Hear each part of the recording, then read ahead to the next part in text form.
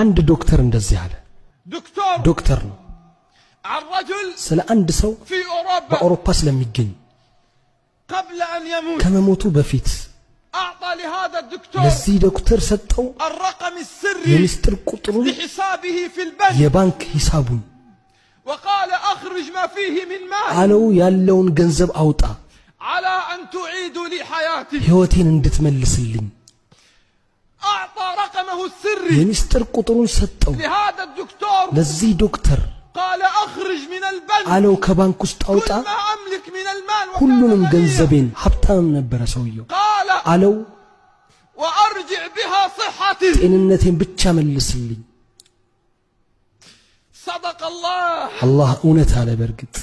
يوم لا ينفع مال ولا بنون ንብረትም ልጅም የማይጠቅምበት ቀን يوم لا ينفع مال ولا بنون ንብረትም ልጅም የማይጠቅምበት ቀን من أتى الله بقلب سليم የተስተካከለ ልብን ይዞ አላህ ዘንድ ከመጣው يريد الدكتور أن يخرج مال البنك ለዶክተሩ ባንክ ያለውን ንብረት ሁሉ ሊሰጠው ይፈለገ ليعيد صحته ጤንነቱ እንዲመለስለት وكم اليوم ስንቶቻችንን من شبابنا من هم ከወጣቶች ሙሉ ጤነኛ ይሆንን كم من بيننا ከመካከላችን من الرجال من هم ስንት ወንዶች ናቸው ሙሉ ጤነኞች የሆኑ ولكن المرض ግን በሽታ هو أقصر رسالة አጭር للإنسان መልእክት ነው ለሰው ልጅ يقول له فيها ما أضعفك أيها ምን አይነት الإنسان ደካማ ነህ የሰው ልጅ ሆይ ሚል وبينما በዚህ ሁኔታ مات مصاب አንድ ታማሚ بمرض الكورونا በኮሮና በሽታ ሞተ أرسل الأطباء إلى ዶክተሮች أولاده ወደ ልጆቻቸው መልእክት ላኩ كي يأتوا ليودعوه መጥተው እንዲሰናበቱት حتى ولو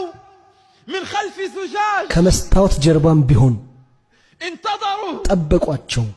هل يأتي الأولاد ልጆቹ ይመጡ እንደው ብለው ليودعوا أباهم አባታቸውን እንዲሸኙ وقد أصيب بمرض كورونا ሰውየው በኮሮና በሽታ ታሟል لم يأتي واحد منهم አንዳቸውም አልመጡም ودفن وحيدا فريدا ብቻውን ተቀበረ ማናቸውም መጥተው የስንብት መልከታን ሳይመለከቱት خوفا من كورونا ኮሮናን በመፍራት صدق الله አላህ በርግጥ እውነት ነው يوم يفر المرء من أخيه ሰው ከወንድሙ የሚሸሽበት يوم يفر المرء من ሰው أخيه ከወንድሙ የሚሸሽበት وأمه وأبيه ከእናትና ከአባቱ وصاحبته وبنيه ከጓደኛውና ከልጁ والله በአላህ ይሆንብኝ إن لم نأخذ العبر والعظات في ይህን እንደ هذه መማሪያና الأيام መቀጣጫ ካልወሰድ ነው فإن حالنا لن يتغير ሁኔታችን የሚስተካከል